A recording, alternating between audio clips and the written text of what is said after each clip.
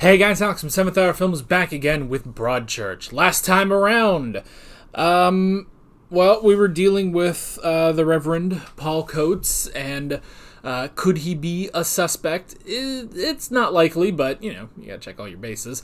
But then there was also Susan Wright, who was turned in by Maggie, and, she seems pretty sus. She also had Danny's skateboard, and they're trying to question her, but they need to find her dog. Meanwhile, her dog was taken by Nige, who possibly killed the dog with a crossbow. Yeah. And then there was someone at the murder scene who started running, and Hardy and Miller started to chase them, but then Hardy might have had a heart attack. I'm sorry. But he went down because of his ailments, and so the perp may have gotten away. We're not really sure. Also, there was that moment last episode, I'm sure you guys saw, where I was like, man, here's Nige being sus. And while I was editing that, I looked at him and I'm like, oh crap, I don't know if that's Nige or not. Like, I'm trying to look at his face, and I was like, oh, crap, I think that's actually, not Tom, Joe, that's his name, Miller's husband, Tom's father, which makes sense. But, I don't know, I was trying to, as I was looking at that while I was editing, I was like, crap. So I put in that little thing, I don't know if that's Nige or not. I don't think it is, actually, so. But I don't know, honestly, there may not even be a Nige and a Joe. It may just be one person running back and forth really quickly, like the Olson Twin. So, yeah. Anywho, I think we're going to be fine on copyright stuff. We haven't had any problems since episode 3, but just in case, once again, the reaction might need to go to a highlight. If so, it'll be down in the description and the pinned comment. If not, wait 5 seconds, it'll pop up right here. So, why don't we just go ahead and jump right into this episode of Broadchurch. Here we go.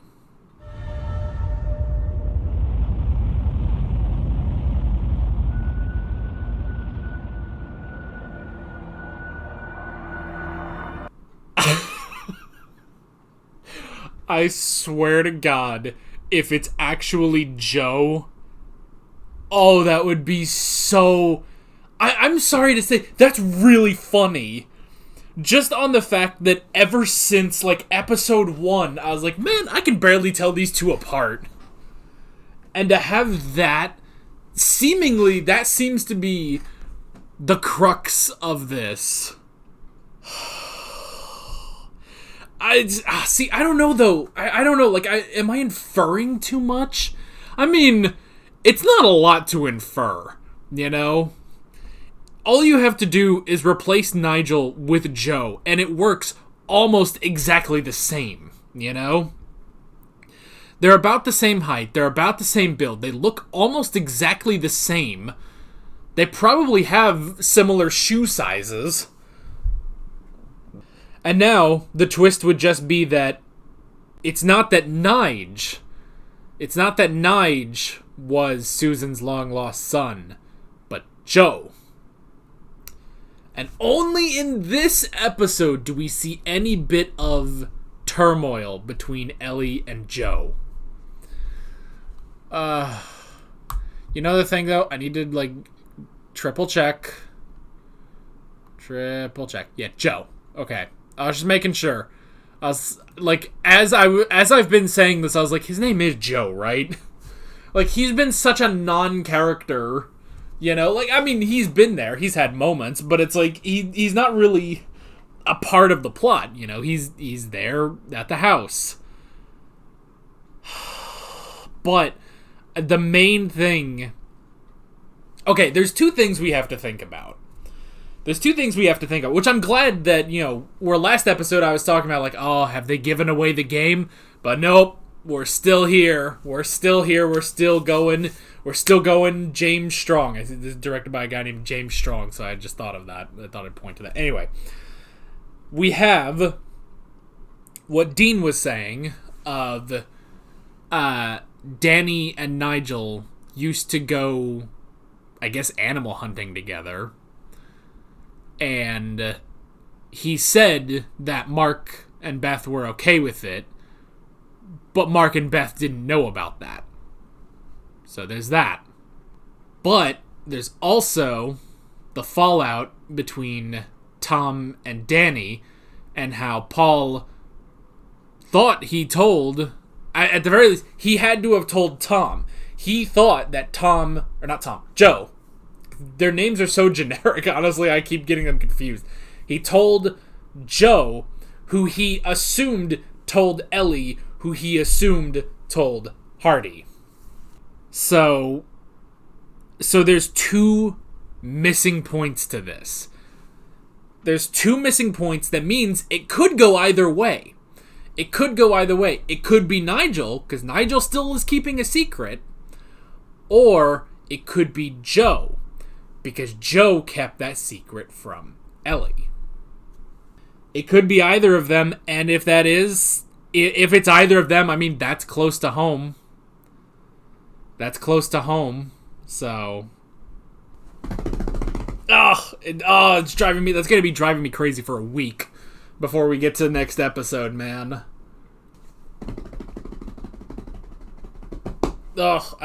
See, now it's like I've got this, like, adrenaline. It's like, could it be either of them? But I don't know. It's like I need to, like, move my arms. I have so much energy now from this.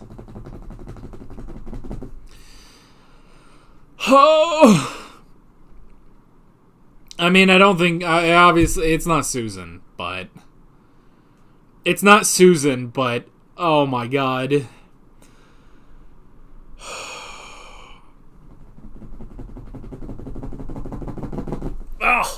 It's driving me insane.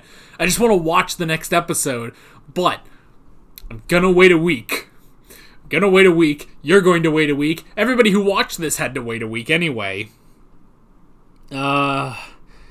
See, but the only thing is, and this is where I think it really works too, is that I feel like there just hasn't been enough attention on Joe to warrant him being a main suspect, you know? Whereas Nigel, even without some of the sus stuff, I feel like Nigel, like, it still works. Like, without seeing, him threatening, without seeing him threaten Susan or take the dog, which he didn't kill the dog. That was nice. He didn't actually kill the dog. I don't know. It's just... I gotta say, though, best actor in this whole thing is that dog. I really love that dog. Just because... when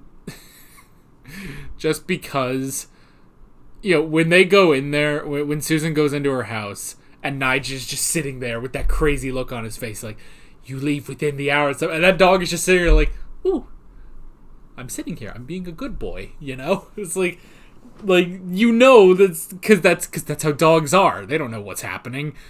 They're just like, I'm sitting here.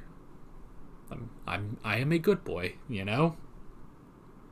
Like, that is one of my favorite parts of this show, is the dog. So, and this is on top of finally knowing what happened with Sandbrook, that it wasn't Hardy's fault, which this is kind of a crazy thing, like, just this set of circumstances that it's like, okay, so the whole case had circumstantial evidence, but the one piece of evidence, the one piece is real, folks. The one piece of evidence that worked was that pendant. So, the DS, Detective Sergeant, went to get it, got it in a police bag, but then, instead of just going straight to the precinct, I guess, back to the station to deliver it, she decides, you know what, this whole thing, this whole trial that we've barely been able to figure out, we've barely been able to prove, that has had circumstantial evidence, that has this one vital piece of evidence that we need in order to do this, I'm going to delay it by at least an hour so that I can go have an affair so I can go cheat on my husband, who is also the detective inspector and head of this case. My God. Yeah, I can see where Hardy had his problems. Jiminy. Like, that is ridiculous. That is, and then, because in all of this, it wasn't just, oh, she got delayed, but then it just so happened that her car was busted into, and they stole that pendant. And Hardy took the fall for it. Hardy took the fall for it. Not even for his own public image, because obviously that was destroyed. It wasn't even because of that. It was just he wanted to protect his daughter. He didn't want his daughter to think of her mother like that. Fuck. I knew I was always on Hardy's side. I was always with Hardy, and because we've had this underlying thing for 7 episodes now of like, oh, what happened with Sandbrook, Well, now we know. He's a good man. He's a good man, that D.I. Hardy. It's an interesting thing too when Ollie says, oh, people need to hear this, and Hardy says, do they? Do they really need to know this? Because it's like, what's done is done, Like, maybe the family, sure. Because he sounds like he's still committed to he knows who the killer is. He knows who the killer is. But he knows who the killer is. He just doesn't have any more evidence, But he's still committed to Sandbrook. And this is why he's committed to the Latimers. And now you understand when he says, a mistake was made in Sandbrook that won't happen here. Shit ain't gonna happen here. I mean, the only problem now is just him, I guess, The main problem now is, will he survive, It's interesting they also talk about, they want to put a pacemaker into his heart. But the problem is they just don't know if he would survive the operation, I mean, I guess the good thing is even if Hardy was taken off the case because he's unfit, in theory the case would just keep going with Miller, Now, would Miller get to the proper conclusion? I mean, I think she would. She's fully capable of it. The issue is if that, will she be able to lead to Joe if Joe is it? See, this is the thing. It's like, I'm still like, I'm so unsure of myself when it comes to this, Probably because I don't want to look like a fool, but man, I think it's Joe. It's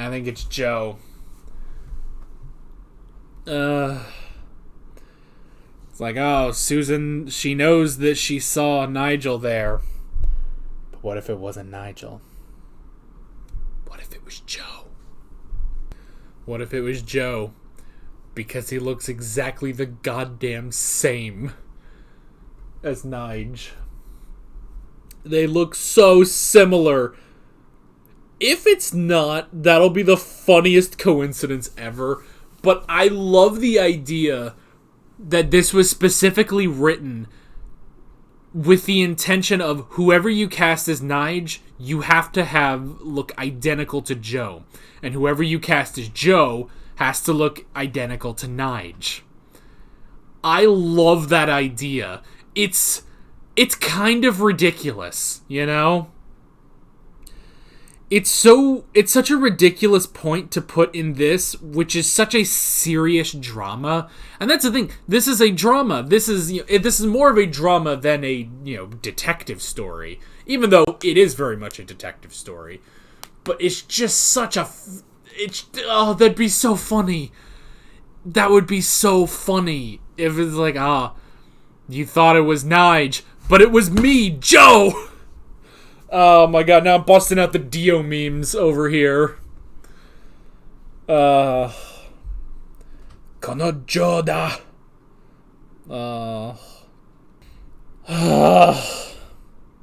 And on top of this stuff with Beth and Mark and they're still conflicted. I mean, Beth is still conflicted about having the child, but I just want everything to work out for Beth. I don't even care about Mark. I don't even care about Chloe, to be honest. Even though I understand everything that Chloe's done, you know? Like, Chloe is a very well-written character. It's just that she's so well-written, it's frustrating, you know? You know what I mean. But God, I just want everything to work out for Beth. I just want it all to work out for Beth. This poor, innocent woman.